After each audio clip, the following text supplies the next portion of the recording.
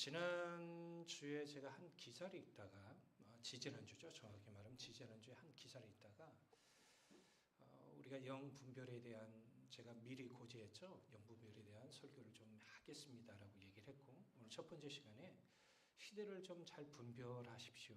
예, 이 말씀의 제목으로 함께 여러분 우리가 좀 말씀을 나누고자 합니다. 사실 요한계시 12장 말씀을 우리가 좀 잘 이해하려면 11장의 말씀을 여러분 조금 잘 할 필요가 있는데 요한계시 11장의 말씀이 두 증인의 사역이에요.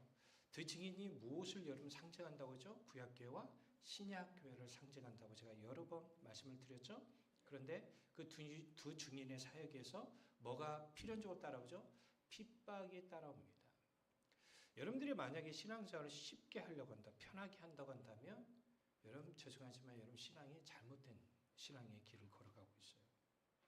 신앙의 길은 항상 구원이 따라오게 되어 있습니다. 두 증인의 사역에서 매우 중요한 사역이 뭐냐면 회개의 복음을 전하는 거죠. 예수 그리스도를 믿고 회개하여 죄사함을 받으십시오. 이게 바로 복음의 사역이에요. 근데 여러분 알다시피 이 말을 제일 싫어하는 세력이 누구죠? 악의 세력이에요. 여러분 죄진 사람들에게 당신 회개하라고 하면 기분 좋아요, 안 좋아요? 참 놀라운 사실은요. 신앙생활 잘하신 분들은 별로 죄 지은 것도 없는데도 불구하고 이런 말씀 들으면 그래요. 제가 죄인입니다라고 인정을 해요.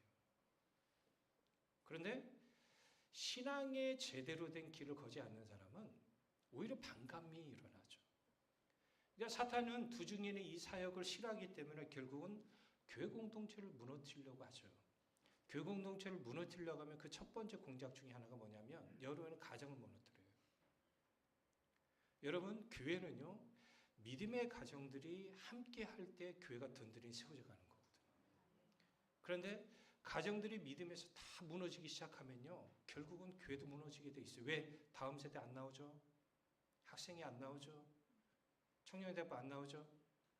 그러면 여러분 교회 안에 누구만 남아요? 나이 드신 몇 분만 남아요. 그러면 교회는요. 시간 조금만 지나면 무너지는 거예요. 그러니까 여러분들 옆자리에 지금 우리 젊은 친구들이 있는 거 감사하셔야 돼요. 그리고 이 마음을 또 집으로 가져가서 우리 사랑하는 자녀들과 함께 믿음의 공동체를 이룬 일에 우리 힘써야 돼요. 이게 매우 중요한 거거든요. 만약에 이렇게 우리가 힘쓰지 않으면 결국은 사탄은 여러분의 가정을 무너뜨릴 거예요. 그럼 여러분 가정이 무너뜨리면은 주님이 주신 평강이 무엇인지 몰라요. 여러분 신앙생활 할 때 우리는 고난이 있어도요.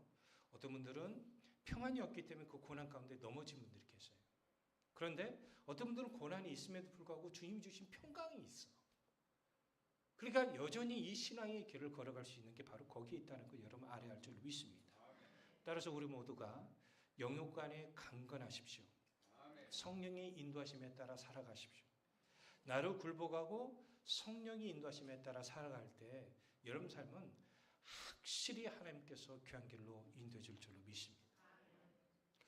이 시간에 어떻게 보면 우리가 이 분별에 대한 얘기인데 이 교회 공동체, 이 사탄의 세력과의 이 적대적인 관계에 놓여 있다는 거 우리가 분명히 인식하고 오늘의 말씀을 드려야 할 줄로 믿습니다. 아멘. 결국은 여러분 이런 싸움들이 계속 이어져서 요한계시 14장에 가보면 구원받은 14만 4천 명의 이 상징적인 수가 나옵니다. 그런데 이 구원받는 사람들은 이 사탄과의 싸움에서 승리한 사람이라는 거예요. 그러면 우리가 이 땅에서 이 사탄과의 싸움이 계속 이루어지고 있잖아요. 그러면 이 싸움에서 우리가 끝까지 승리함으로 말미암아 구원받는 우리 모두가 되어야 할 줄로 믿습니다. 우리의 영적 싸움의 대상이 사탄이라는 사실을 성경은 계속적으로 알려주고 있어요. 그런데 여러분들 사탄은 우리 눈에 보여요, 안 보여요? 안 보이죠. 보이면 여러분들 우리가 이 싸워야 할 대상이 누군지를 알 수 있어요. 만약에 여러분들이 이런 말을 저한테 한다고 봅시다. 왜 이번 주 교회 안 나오셨어요? 그랬더니 제가 마음은 교회 가 있어요. 그러면 제가 보여요, 안 보여요? 교회는 그런 곳이 아니에요. 근데 신앙생활 여러분 그런 분들이 의외로 많아요. 이 신앙생활은 여러분 그런 생각을 하는 게 아니에요. 아이들이 여러분들 공부를 해야 한다. 그 때에 공부를 해야 한다는 걸 잘 안다면 그래도 그나마 나은 거죠. 근데 우리 영창이 오랜만에 나왔는데 한심한 친구들 보여요, 안 보여요? 학교에서. 어우, 교사가 좋은 거죠? 그러죠. 학생들이 좋은 게 아니라 교사가 좋기 때문에 한심한 친구들 안 보이는 거예요. 아니면 우리 영찬이가 요즘 결혼 때문에 콩깍지가 씌워져서 모든 게 다 긍정적으로 보이는지 모르겠어요. 근데 여러분 분명히 아십시오. 우리는 이 영적인 세력이 우리 눈에 보이진 않지만 있다는 걸 아셔야죠. 우리가 이거를 좀 잘 알기 위해서는 창세기 말씀을 잘 아셔야 돼요. 창세기 3장 1절 5절 말씀 한번 볼까요? 그런데 뱀은 여호와 하나님이 지으신 들짐 중에 가장 간교하니라. 뱀이 여자에게 물어 이르되 하나님이 참으로 너희에게 모든 나무의 열매를 먹지 말라 하시더냐. 여자가 뱀에게 말하되 동산나무의 열매를 우리가 먹을 수 있으나 동산 중앙에 있는 나무의 열매는 하나님의 말씀에 너희는 먹지도 말고 만지지 말라. 너희가 죽을까 하노라 하셨느니라. 뱀이 여자에게 이르되 너희가 결코 죽지 아니하리라. 너희가 그것을 먹는 날에는 너희 눈이 밝아져 하나님과 같이 되어 선악을 알 줄 하나님이 아심이라. 아멘. 1절만 여러분 다시 보시면 알겠지만 성경은 분명히 얘기해요. 뱀이라는 이 존재는 하나님께서 만드신 들짐 중에 가장 간교했다는 말이에요. 여러분 간교하다란 말은 여러분 성경에 보면 우리가 보통 어떤 말을 하면 제가 여러분들이 한번 초등학교 수준 여러분 좋은 학교들 나왔기 때문에 제가 물어보는 거 여러분 잘 맞힐 거예요. 아셨죠? 예. 반주자 이뻐요. 자, 긍정적이에요, 부정적이에요? 반주자 못생겼어요. 긍정적이에요, 부정적이에요? 알죠? 그런데 이 간교하다는 말은 성경에서 중립적이에요. 그럼 뭔 뜻이에요? 이 말을 하는 사람들의 말을 분별해야 한다는 뜻이에요. 뱀이 무슨 얘기를 했을 때 이 이야기를 한번 듣고 우리가 생각을 해야 하거든요. 근데 우리가 생각을 하지 않는 거예요. 최근에 제가 아는 애가 이제 결혼을 앞두고 저한테 그런 얘기예요. 야, 어떻게 좋은 여자 만났나 보다. 그랬더니 첫 번째 믿음의 여자를 만났대요. 근데 이 친구가 저한테 한 말은 뭐냐면 믿음이 있는데 생각이 없는 여자하고는 살기가 싫대요. 믿음이 있는데 생각이 없는 여자. 여러분 우리가 자녀들 키우다 보면 자녀들 중에 생각이 도무지 없는 자녀들 보면 무슨 생각이 들어요? 여러분들은 다 성령에 충만해서 다 모든 게 다 긍정적으로 세워진 줄 압니다. 그만큼 분별이 중요하다는 사실 우리에게 알려주고 있죠. 그래서 본문 9절에 보면 사탄에 대해서 옛뱀이라고 나오죠.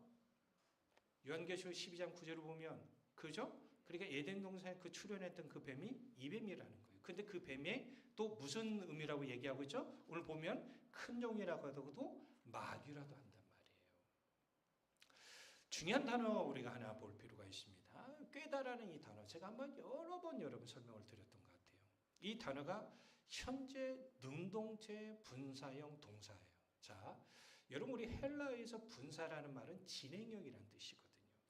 그러면 사단 마귀는 창세기의 에덴 동산에서 하와와 아담과 하와를 여러분 꿰는 일을 한 것뿐만 아니라 지금도 하고 있고 주님 오실 때까지 계속 하고 있다는 거죠.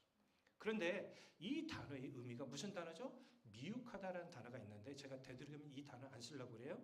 이 단어 하면 꼭 어느 분이 가슴이 뚱끔하니까.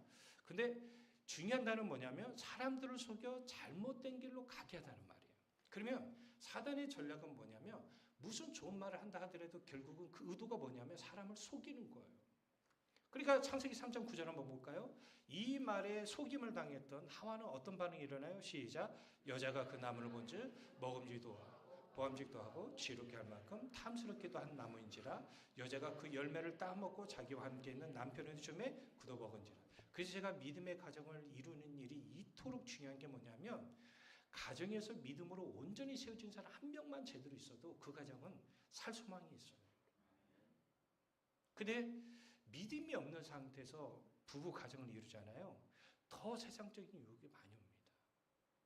그러니까 제가 저희 때 언제 전에 있던 교회 아이들이 언제 벌써 언제 결혼 나이가 언제 지났어요. 그럼 오면 제가 첫 번째 물어본 게 뭐냐면 믿음의 사람이냐? 아닌데요. 다시 생각해봐. 내가 결혼해봐서 아는데 믿음의 사람이 중요하다는 거 너에게 권면하고 싶어. 그게 그토록 중요한 거예요. 근데 사람이 말을 안 들어요. 그러면서 아니 하나님 불신자를 영혼을 구원하는 걸 하나님의 뜻 아닙니까? 맞죠. 근데 해보세요.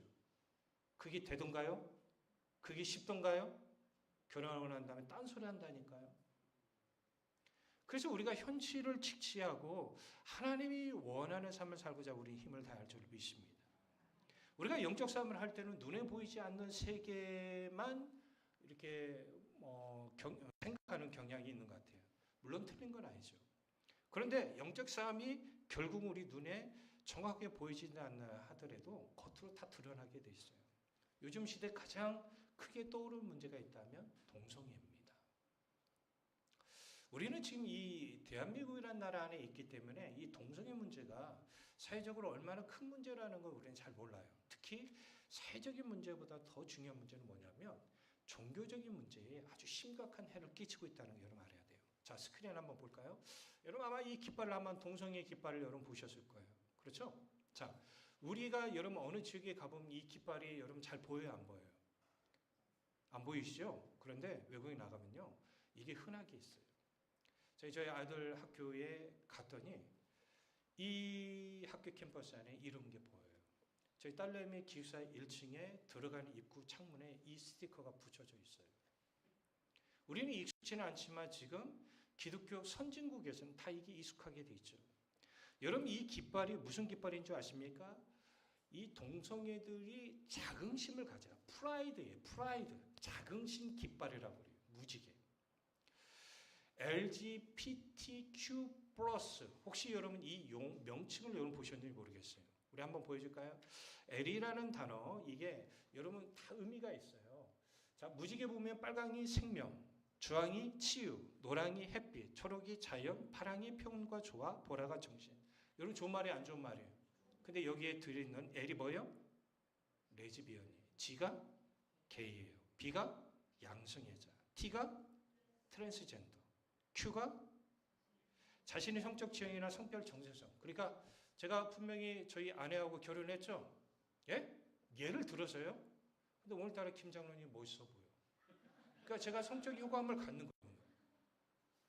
그러니까 이게 점점 사회가 나의 성적 취향에 대해서 존중해주는 방향을 가고 있다는 거죠. 그리고 플러스는 뭐예요? 또 다른 성적 취향이 계속 만들어지고 있어요. 내년도 또 만들어질 거거든요. 그러면 이런들 거까지 전부 다 포괄해서 존중한다는 의미를 가지고 있어요. 얼마 전에 좀 안타까운 소식이 일어났습니다. 미국에서 복음주의 학교로 굉장히 유명한 학교가 있어요. 에즈모리 대학교. 우리 켄터키주에 있죠. 네. 이 켄터키주에 있는 이 학교가 감리교 교단, 미국에서 아주 유명한 UMC라는 교단이죠. 여러분들이 교회 할 때 안에 꼭 유나이티드가 들어가는 이 교단은 조금 여러분 조심해야 돼요. 왜냐하면 대부분 다 너무 성경을 진보적으로 해석한 쪽이에요. 그러니까 우리하고 맞지 않는 교단이죠. UMC라는 이 교단은 미국에서 두 번째로 큰 교단이에요.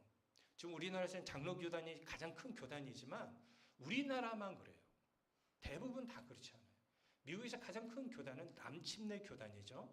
두 번째가 바로 UMC, 감리교단이에요.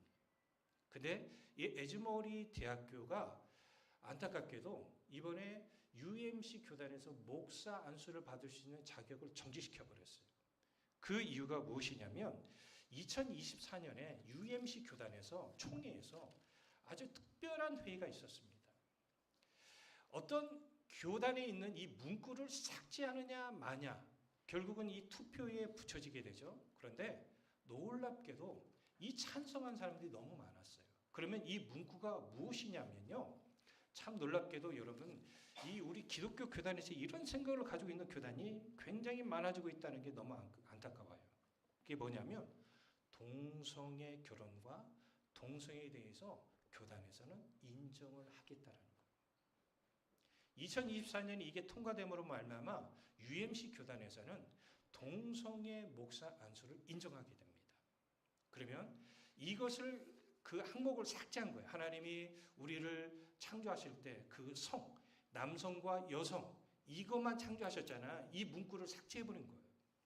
그러고 난 다음에 이게 이제 신학교에 전부 다 하달이 되죠. 신학교가 총회의 방침을 따라야 한다. 근데 에즈모리 신학교에서는 이 방침에 따르지 않겠다고 선언했어요.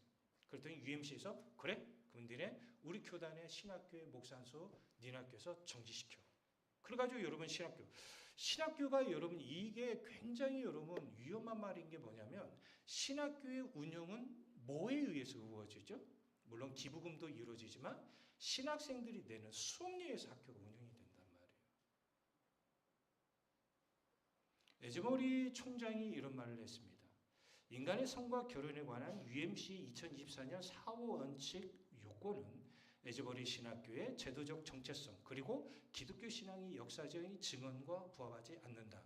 우리는 성경이 밝히는 대로 한 남자와 한 여자를 평생에 걸친 단 하나의 배타적 연합으로 묶는 하나님의 제정하신 결혼을 고백한다. 동성애를 인정하지 않겠다는 거죠. 사랑하는 성도님들. 이처럼 사탄은 하나님이 세우신 창조 질서를 무너뜨리려고 그래요. 성경에서 우리에게 알려주는 매우 중요한 사실은 하나님께서는 남성과 여성을 창조하셨다는 거죠. 자, 여러분들이 이거 알고 있는지 한번 보겠습니다. 남자분만 한번 손 들어보세요. 손 안 들면 남자가 아니기로 결정했나요? 자, 여자분들만 한번 손 들어보세요. 우린 이걸 인식하죠? 예? 그런데 자기는 남자도 아니고 여자도 아니다. 근데 갑자기 우리 서인이 옆에 있는 형제가 손 들어봐요. 그럼 우리는 어떤 신 쳐다보죠? 갑자기 다솜이가 저는 남자예요 하고 손 들어봐요. 좀 이상하잖아요. 근데 이게 지금 사회적으로 지금 인정하는 방향으로 가고 있다는 거예요. 그러니까 이 사회의 사단의 마귀는 이 하나님의 창조 질서를 무너뜨리려고 하고 있다는 게 여러분 아셔야 합니다. 특히 안타까운 것은 미국이나 유럽 등의 기독교 역사가 매우 긴 나라에서는 이 동성애라는 문제를 제도권화시키고 있다는 거예요. 법을 만들고 있다는 거죠. 2주 전에 미국 갤럽, 아주 유명한 전 세계의 여론조사 기관이죠.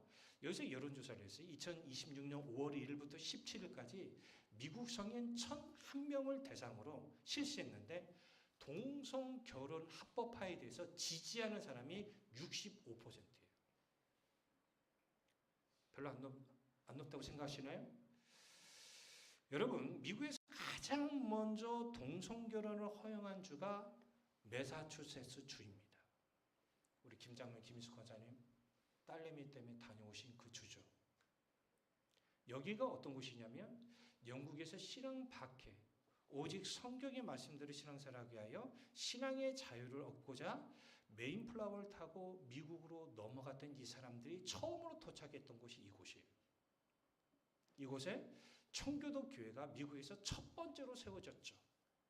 그 전통에 의해서 미국 교회들이 세워졌거든요. 그런데 이곳이 미국에서 동성결혼을 첫 번째로 합법화시킨 곳이라는 거죠. 여러분, 놀랍게도 전 세계 동성애 결혼을 합법화시킨 나라가 39개국입니다. 가장 먼저 여러분 유럽에서 동성애 결혼이 합법화된 나라가 전 세계 개혁주의 신학교의 매우 중요한 나라 중에 하나인 네덜란드예요.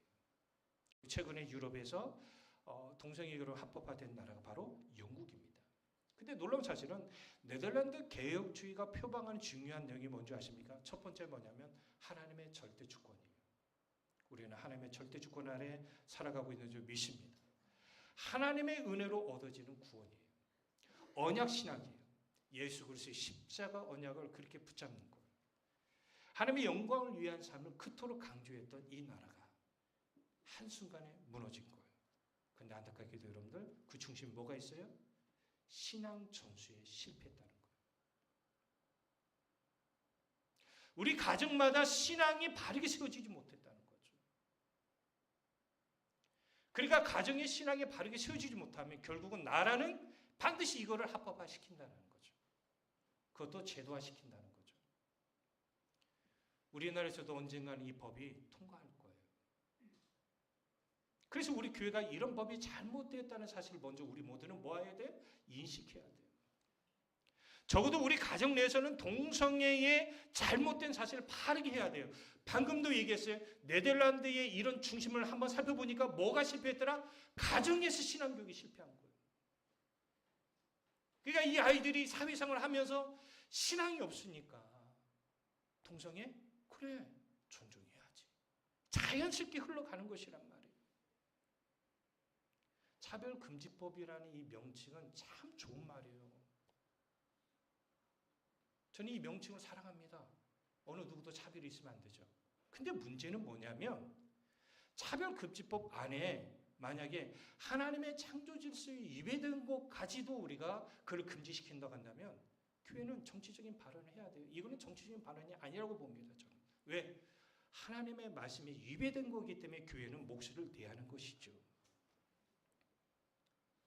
기독교에 그렇게 충실했던 나라들이 불과 100년, 200년 만에 다 무너진 거예요. 뭐가 그 안에 있었다고요? 믿음의 가정, 신앙 전수에 실패했다는 거예요. 그러니까 우리가 다음 세대를 살려내는 일 무엇보다도 중요해요. 우리 자녀들이 믿음의 가정을 이루는 일이 무엇보다도 시급한 거예요. 왜? 믿음의 가정을 이루지 않으면 그 하나님을 제대로 믿지 않는 부모 밑에 있는 자녀가 어떻게 신앙을 바르게 가질 수 있겠습니까? 그러면 이 자녀도 자라면서 자연스럽게 동성애에 대해서 존중하고 인정하는 쪽으로 갈 겁니다. 얼마 전 6월 13일에 해태 타이거즈 전설 이종범 선수의 아들 이정우가 미국의 샌프란시스코 자이언츠 소속에서 지금 야구하고 있잖아요. 여기서 성소수자 행사를 했습니다. 그런데 이 행사에 4명의 선수 때문에 사회적인 큰 이슈가 일어났어요. 그 이유는 여러분 사진에 보면 정말 이렇게 믿음이 좋은 선수가 있어요. 아니에요? 혹시 다른 거 있을까요? 예, 선수. 예, 이 선수 얼굴은 제가 잘랐지만 지금 모자를 썼잖아요. 자, S자에 지금 뭐가 돼 있죠? 원래 이 마크가 아니에요. 성소수자 때문에 이거를 특별히 마크화 시켜서 성소수자 행사를 했습니다. 그런데 이 샌프란시스코 투수인 랜드 루프라는 선수의 여러분 S자 그 옆에 제네시스라고 써있죠. 제네시스 9장 12절부터 16절 문구를 넣습니다. 자, 이 말씀 한번 읽어볼까요? 하나님이 이르시되 내가 나와 너희와 및 너희와 함께하는 모든 생물 사이에 대대로 영원히 세우는 언약의 증거는 이러하니라. 내가 내 무지개를 구름 속에 두었나니 이것이 나와 세상 사이의 언약의 증거니라. 내가 구름으로 땅을 덮을 때에 무지개가 구름 속에 나타나면 내가 나와 너희와 및 육체를 가진 모든 생물 사이에 내 언약을 기억하리니 다시는 물이 모든 육체를 멸하는 홍수가 되지 아니할지라. 무지개가 구름 사이에 있으리니 내가 보고 나 하나님과 모든 육체를 가진 땅의 모든 생물 사이에 영원한 언약을 기억하리라. 성경에서 말하는 무지개는 동성애에 관련된 말이 아니라는 거예요. 이 믿음의 소신을 가지고 이거를 넣었더니 지금 미국 메이저리그에서 이 선수에게 대해서 제재하겠대요. 또 다른 선수인 JT 브룩 베이커도 같은 성경의 구절을 모자에 적어놓고요. 샘 핸디스라는 이 선수는 지금 여기 모자에 지금 성소수자 마크가 있었죠. 자기는 이걸 쓰지 않겠다라고 모자를 안 써버렸어요. 그 원래 샌프란시스코 자이언츠의 모자를 썼어요. 일부 팬들이 반발했습니다.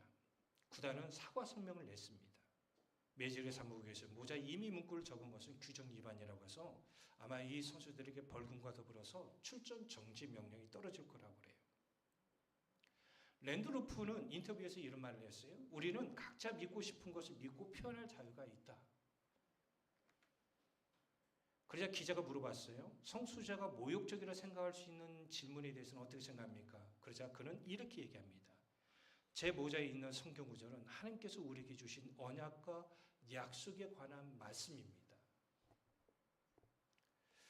저는 동성애자들을 주님의 마음으로 긍휼히 여깁니다. 또한 그들을 사랑한 마음으로 끌어안아야 한다고 저는 믿습니다. 그러나 그들에 대하여 이런 마음을 품는 것은 그들의 영혼의 회복을 위한 거예요. 저는 단호하게 하나님의 창조 질서에 역행하는 세상의 문화에 동조해서는 안 된다고 말하고 싶어요. 만약에 우리나라 정치권에서 이것을 제도화하려고 하는 그런 발걸음이 일어나고 있다면 우리는 교회는 과감하게 반대 성명을 내야 돼요. 이 시대에는 점점 세상의 아비인 사단을 따라가는 모습들이 있죠. 우리는 2000년에 사도 요한이 그렇게 간절하게 증거했던 요한복음 4장 44절의 말씀을 우리 마음에 굳건히 세워야 돼요. 우리 같이 한번 읽읍시다. 시작. 너희는 너희 아비 마귀에서 났으니 너희 아비의 욕심대로 너희도 행하고자 하느니라. 그는 처음부터 살인하는 자요 진리가 그 속에 없으므로 진리에 서지 못하고 거짓을 말할 때마다 제 것으로 말하느니 이는 그가 거짓말쟁이요 거짓 아비가 되었습니다. 아멘. 그러면 왜 사탄이 이토록 세상에서 활개를 치고 있나요? 그것은 본문 9절에서 여러분 잘 알려주고 있어요. 본문 9절을 보면 사단이 내쫓겼다라고 해요. 여러분 이 내쫓기니라는 이 헬라 단어가 매우 중요한 단어거든요. 부고, 부정, 과거, 완료 동사예요. 부정이에요, 부정. 그러니까 이 말은 뭐냐면 지금 예전에 이미 과거에 어떤 행동이 일어났다는 거죠. 근데 이 내쫓으신 분은 이 문장에 보면 주어가 하나님으로 되어 있다는 거 아셔야 돼요. 그러면 사단을 내쫓기신 분이 누구예요? 하나님이라는 거 알 수 있겠죠. 그러면 사탄이 하늘에 자신이 있어야 할 자리에서 내쫓김을 당해서 이 세상에서 활개하고 있는 거예요. 그래서 우리들을 미혹하는 일에 힘쓰고 있는 겁니다. 말씀을 마무리합니다. 사랑하는 성도님들, 우리 모두는 이 시대를 살아가고 있지요. 그러나 우리가 이 시대를 살아가면서 분별을 잘해야 돼요. 이 시대는 소돔과 고모라의 길을 걸어가고 있어요. 창세기 19장 23절 이하면 이곳은 심판받을 곳으로 얘기하고 있는데 여러분 이때 천사들이 롯에게 무슨 말을 했냐면 도망하여 생명을 보존하라. 소돔과 고모라에 네가 계속 머물러 있으면 뭐한다? 너는 심판을 받는다.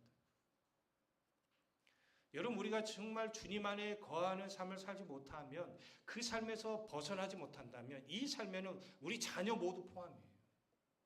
우리가 하나님을 예배하고 하나님을 섬겨할 그 장소에 우리가 있지 않는다고 한다면 여러분 그 자리에서 나오셔야 돼요. 그래야 우리 가정이 하나님의 은혜로 생명의 건집을 받는 거예요. 여러분 스크린에 한 동상의 이미지를 여러분 보시면 합니다. 이 동상의 주인공이 누군지 모르시죠? 네, 당연히 모르죠. 요한 웨슬리입니다. 영국의 남부도시에 가면 브리스톨이라는 지역이 있죠. 한때는 여러분 우리가 영국 하면 이 브리스톨이라는 이 도시를 여러분들 기억 잘 못할 거예요. 뭐 런던, 축구 좋아하시면 맨체스터, 뭐 리버풀, 아스널 뭐 이런 곳은 알겠죠. 근데 이곳이 여러분들 노예 상인들을 많이 데려가는 곳이었는데 한때는 노예 무역선이 2,000척이 한 번에 왔대요. 매우 큰 도시였죠. 이곳에 요한 웨슬리가 최초의 교회를 세우게 되는데 요한 웨슬리가 영국 땅을 돌아다니면서 복음을 전하고 특히 어린 자리에 많았나 봐요. 우리 요한 웨슬리가 했던 말을 한번 여러분 보실까요? 자, 오른쪽 한번 우리 같이 읽어봅시다. 시작. 당신은 세상에 많은 재물을 가지고 있습니다. 왜 굶주린 이와 당신의 빵을 나누지 않습니까? 그리고 헐거진 이를 옷으로 덮어주지 않습니까? 교회가 이 사역을 해야 한다는 거예요. 그리고 이곳에 한 교회가 세워집니다. 자, 우리 교회 내부 사진 한번 볼까요? 예, 이렇습니다. 당시에는 이 강단이 2개였나 봐요. 예, 우리도 지금 보면은 그렇죠? 예, 그런데 이 강단의 높이가 이렇게 봐야 돼요, 여러분들이. 예. 근데 이곳이 안타깝게도 지금 18세기에 이 교회가 세워졌는데요. 이후에 이 교회가 어떤 곳이 바뀌었는지 한번 봅시다.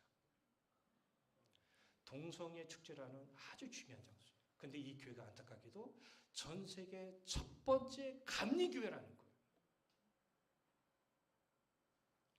이게 지금 우리가 입 벌리고 놀라고 끝날 사항이 아니라니까요. 지금 계속 전 세계에서는 이런 일들이 일어나고 있어요. 여러분 진짜 여러분들 나중에 나가보시면 알겠지만 익숙하게 보인다니까요. 제가 미국에 초청을 받아서 교회에서 말씀 사경을 2박 3일 동안 한 적이 있었죠. 목사님께서 식사 대접을 한다고 해서 가는데 제 옆에 남자분이 계신데 딱 봐도 겉으로는 여자야. 근데 그런 분들이 심심치 않게 보인다니까요. 남자들끼리 껴안고 있고 심지어 뽀뽀하는 모습도 심심치 않게 보여요.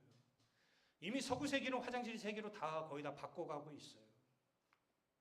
우리나라만 지금 화장실이 남자 여자 2개로 나눠져 있지 지금 전 세계 특히 선진국들은 거의 3개로 바뀌어가고 있단 말이에요. 교회들도 교회에도 화장실 3개를 지어야 돼요. 법이에요, 법.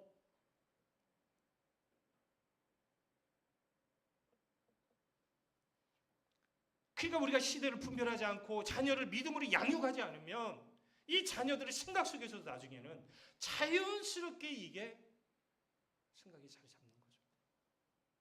우리 교회 인근에 있는 학교에 다니는 아이들에게 제가 물어봤어요, 지난주에. 너네 학교에 동성애자 있는 거 아니에요? 있대요. 자기 반에 있대요. 초등학생의 대답이에요. 중학생의 대답이란 말이에요. 저는 예전에 우리 학생들이 그런 얘기 해줬어요. 중학교에 그 운동하는 애들, 동성애자들이 그렇게 있다고.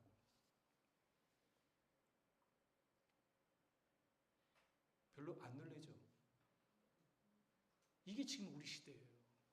그러니까 우리가 분별하지 않으면 이 시대가 어떻게 되겠어요? 결국 소돔과 고모라 같이 하나님의 심판을 받는 거예요. 우리가 자녀들을 믿음으로 양육해야 할 일이 뭐냐면 그것이 바로 그들의 생명을 건져내는 일이기 때문이에요. 사도 바울은 우리에게 이런 말을 했잖아요. 고린도후서 5장 10절 같이 읽어볼까요? 시작. 이는 우리가 다 반드시 그리스도의 심판대 앞에 나타나게 돼요. 각각 선악간에 그 몸으로 행한 것을 따라 받으라. 점점 시대가 성적으로 문란한 시대로 되고 있어요. 이 세를 보면서 우리 모두가 한탄해야 할 사실은 점점 성적으로 문란한 이 문화들이 세상을 지배하고 있다는 것이죠. 외모 지상주의가 이 땅을 사로잡고 있어요. 사람들이 점점 자신의 정욕에 사로잡혀서 살아가고 있어요. 제가 간혹가다 시내버스 타고 집에 갈 때가 있거든요. 그러면 뭐 제가 거의 서서 가요. 자리에 앉아 있어도 혹시 어르신이 앉을지 모르니까 그냥 놔둬요. 그러면 앉아있는 사람들이 다 뭐하고 있냐면 주식 보고 계셔. 3전에 투자를 했는지 모르겠지만 그 SK 하이닉스에 했는지 모르겠지만 계속 이걸 보고 있어요. 그럼 제가 서 있으면서 뭐라고 하냐면 주여, 주식의 상승 곡선이 아니라 저분의 신앙이 상승 곡선을 치게 하소서. 잘 분별하세요. 우리 가정을 믿음의 가정을 지금 세우고 있는지 잘 분별하세요. 어디서 지금 문제가 되어 있는지를 분별하고 만약 우리가 이 아이들을 살려내지 않으면 이 나라에 희망이 없어요. 교회에서 이거를 잘못됐다는 걸 가르쳐야만 교회가 희망이 있고 이 나라 민족이 희망이 있고 사랑 우리 자녀들 또 후손들에게 희망이 있는 거죠.